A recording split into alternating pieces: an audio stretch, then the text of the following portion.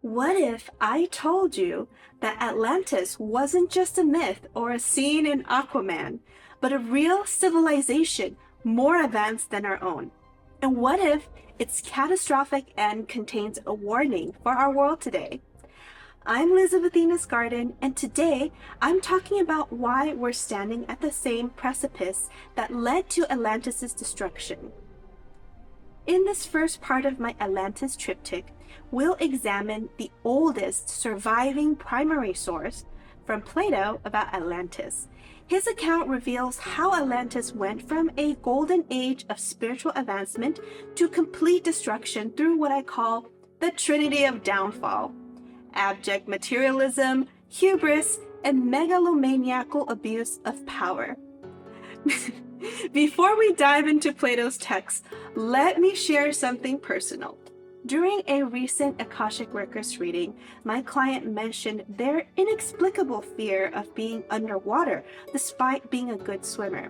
What I discovered was that they had drowned during Atlantis' fall, just as my husband and I did in our lifetime together during the fall of Atlantis. This isn't rare, as many souls today carry this traumatic memory, whether through direct experiences, remembrances, dreams, or simply tapping into the Egregore, our collective unconscious memory. If you've experienced unexplained fears or dreams of catastrophic flooding or drowning, you are not alone. The earliest known written record of Atlantis comes from the Greek philosopher Plato, who recounts Atlantis in two dialogues, Timaeus and Critias, written around 360 BC. What's fascinating is that Plato's account in Critias ends mid-sentence, as though the story was deliberately left unfinished, or perhaps suppressed or lost. Hard to say, but it's still an ultimate cliffhanger. Plato's Atlantean accounts travel through multiple generations, and it is significant because it suggests the information was preserved through careful oral tradition before Plato even wrote it down. So here's the chain of transmission in a flowchart. Plato had presented his information not as fiction, but as historical fact. It is voiceover time. So sorry, I meant to include this in my script, but I guess it didn't make it into the edit before filming. So here I am. Plato presented Atlantis like a historical account with dates and details, but most likely he used the Atlantean myth to serve as a moral cautionary tale to supplement his themes from his other work regarding moral decay and state failures of great empires. Atlas, as a Titan and brother of Prometheus, predates the Atlantis account, and it is also likely that Plato chose the name based on that. But keep in mind that Plato had his hands in many pots, including metaphysics, and was regarded as a mystery school, much like Pythagoras and the Pythagoreans, with exploration about the cosmos, about the soul, the allegory of the cave, which includes soul shadow work, in contrast with the sun, which in many esoteric and occult practices is a clue. No, not a clue, a dead giveaway. And he also talks about love and soulmates and your other half, so on and so forth. So many concepts overlapping with other mystery schools. So take the interpretation that you like, you decide, but I'm taking it on as an oral tradition, recounting of a shared remembrance in the collective consciousness as I see it in the Akashic records, and kind of reporting back, interpreting it in my own way, in my own frame of reference. So with that in mind, let's continue. Plato then transcribed these accounts using cultural context and frames of references his audience, Athenians, would understand. For example, probably using deities like Zeus and Poseidon as reference points for the cosmic forces that were described in the original Egyptian accounts. The source comes from an Egyptian priest, who were the official historians and record keepers of Egypt. The priest recounted it for Solon, a historically documented, renowned Athenian lawmaker and poet who lived from 630 to 560 BCE, known as one of the seven sages of Greece. Solon brought this knowledge back to Athens and began turning it into a poem, though he never completed it. From Solon, the accounts passed to Predates, don't know who he is, but anyways, who then recounted it to Critias, the elder, who scholars believe to be Plato's great-grandfather, who then shared it with Critias, the central character in Plato's dialogues. Finally, Plato recorded this information as a dialogue between Socrates, Timaeus Critias, and Hermocrates. Are we confused yet? Now let's explore what Atlantis actually looked like according to Plato's description, starting with the geopolitics. Quote, "The island had a central plain encircled by mountains and concentric rings of land and sea, alternating zones of land and water, larger and smaller, surrounded the center like a target. The plain was intersected by a system of canals straight and wide to bring water from the mountains and drain into the sea. The land was irrigated and cultivated twice a year in summer and winter." Unquote. Supposedly, Plato had an advanced canal and irrigation system to maximize food production and sustain their population and military power. It alludes to careful city planning and orderly farming via the concentric circles and, I guess, urban city planning, landscaping. And yes, you need abundant food to support a large population and the military. To do what? More on that later. So Atlantis featured concentric rings of water around a central hill at the core. The landscape was fertile, flanked by high mountains, rich in shelter, and abundant in natural resources. The central hill, or the middle of the concentric zone, had this flashy temple of Poseidon with gold and silver and a mysterious mythical metal called orichalcum, said to be second only to gold in value. Most likely, the Egyptian priests' original account may have referenced their own deities in the center. The capital city featured technology and engineering such as bridges connecting the water rings. In addition to the irrigation and canal system, they had the high walls, as mentioned in the quote, most likely for protection, much like a citadel. Plato states that Atlantis was divided into 10 kingdoms, each ruled by the sons of Poseidon, and they would meet in the middle to deliberate, administer justice, and ensure unity. Quote, "Poseidon begat 5 pair of twin sons and divided the island of Atlantis into 10 portions. He gave the firstborn of the eldest pair his mother's dwelling and the surrounded allotments, which was the largest and best, and made him king over the rest. And he named them all. The eldest, who was the first king, he named Atlas, and the whole island and the ocean were called Atlantic after him. Each of the others he made the ruler of many men and gave them authority over a large territory." Unquote. Yes, that's right. The name Atlantic actually comes from Atlas.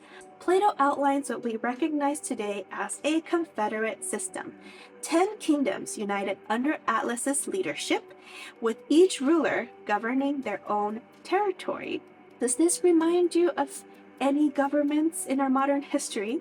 Atlas kind of functioned like a president, with the 9 brothers, as governors or regional rulers.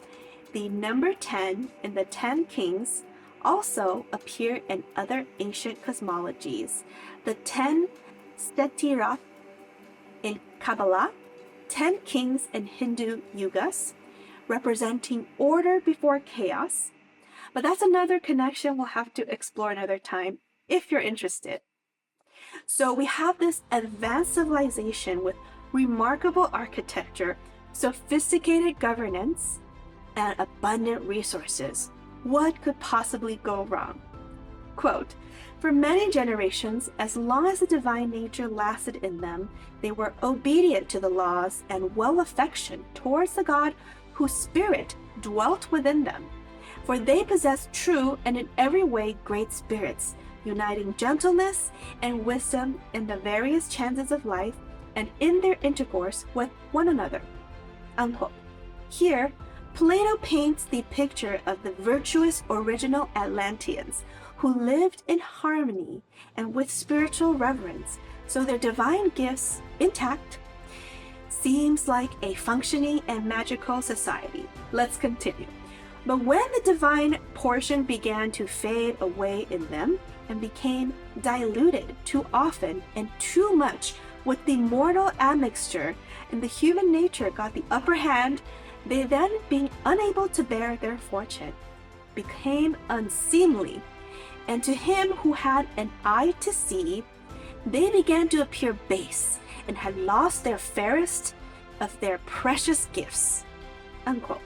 Here, Plato articulates spiritual corruption. The Atlanteans gradually lost most of their precious psychic gifts.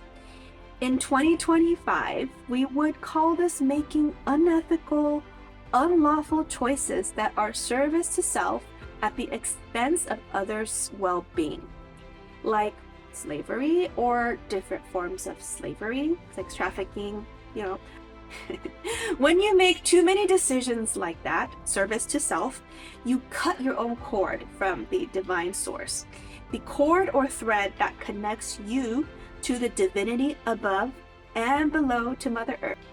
Therefore, you can safely assume Atlanteans lost most of their divine powers, or siddhis, the Sanskrit word for spiritual and extraordinary abilities like clairvoyance, levitation, telepathy, bilocation. I would say this is more like astral projection or remote view or send a message long distance. Elemental magic, the ability to control the elements. Premonition, ability to see past, present, and future.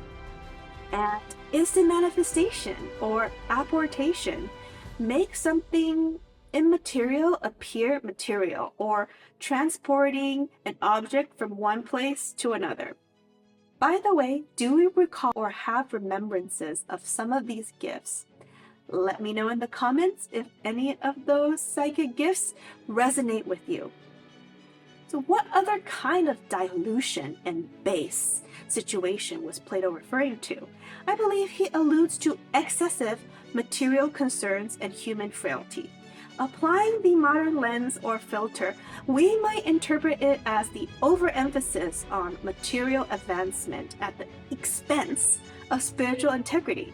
We see echoes of this today in movements like transhumanism, pushing towards neuroimplants, cloning, or attempting to artificially extend life through backing up human consciousness into digital or material formats. While science and technological innovations brought on great benefits and conveniences and significantly improved our quality of life, there's no doubt about that, there is just a growing trend of mistaking human-made technology for the divine and conflating artificial intelligence with spiritual evolution. The fall of Atlantis is it is a cautionary tale of what happens when society conflates the advancement of science and technology to thinking they can recreate divinity and reproduce the laws of nature via artificial means. Plato continues, quote, "They began to appear base and to lose the fairest of their precious gifts, and he who had an eye to see could see that they were growing visibly debased. But to those who had no perception of the true life of happiness, they still appeared glorious and blessed at the very time when they were filled with unrighteous greed and power. Plato underscores how Atlanteans experience spiritual decay and corruption, yet they still focus on obfuscating the truth by appearing outwardly successful, glorious, and powerful on the surface. Here, Plato highlights the illusions of greatness, masking unthinkable corruption underneath the glamorous surface. So what happens next? Quote, "And Zeus, the god of gods who rule according to law, and is able to see into such things, perceiving that an honorable race was in a woeful plight, and wanting to inflict punishment upon them, that they may be chastened and improve, gathered all the gods together into their most holy habitation, and when he had called them together, he spoke as follows." What does Zeus say in his speech? What was the divine response? This is where the manuscript ends, mid-sentence. Way to leave us hanging, Plato. The subtext or implication, again, it was not finished, so we can only infer that Zeus or God Almighty intended to punish Atlantis for its moral fall. This would likely have been the same catastrophe described in Timaeus. The unwritten implication is that there had to be a power struggle, discord, corruption of the original laws and governance between the 10 kings. The symbolic meaning of this is not necessarily referring to war, according to Plato, but perhaps spiritual fragmentation. So let's go to Plato's Timaeus now. Quote, "But afterward, there occurred violent earthquakes and floods, and in a single day and night of misfortune, all your warlike men in a body sank into the earth, and the island of Atlantis, in like manner, disappeared in the depths of the sea, for which reason the sea in those parts is impassable and impenetrable, because there is a shoal of mud in the way. And this was caused by the subsidence of the island." Unquote. Plato describes this big kaboom, a cataclysmic destruction that happened over a period of 24 hours, an emphatic finality of Atlantis Fall, where Atlantis was swallowed by the sea due to earthquakes and floods. Where Atlantis once was is completely unrecognizable and unnavigable. Misfortune in Greek is translated from symphora, in the text hinting at a moral or spiritual cause. So symphora, disaster or misfortune. So there's that side of it.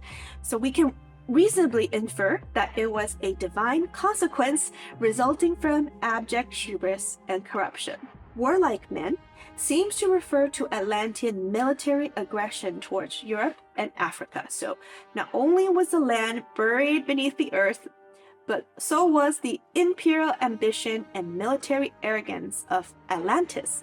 They were wiped out together. In Critias, Plato did talk about the Atlantean expansion plan. The Atlanteans, with a mighty power which was in its prime and flourishing, sought to bring the whole of the known world into subjection.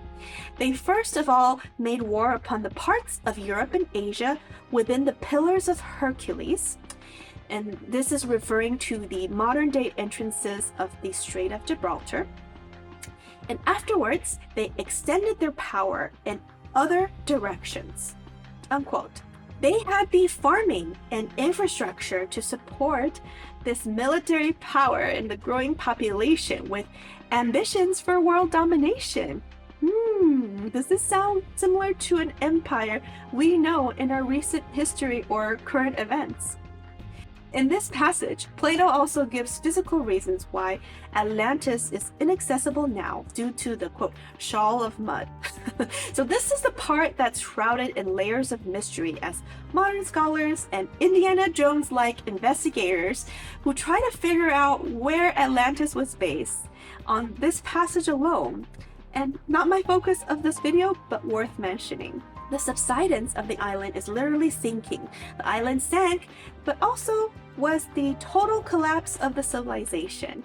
But we'll talk more about this kaboom in the part 3 of the series. A little teaser, if you will.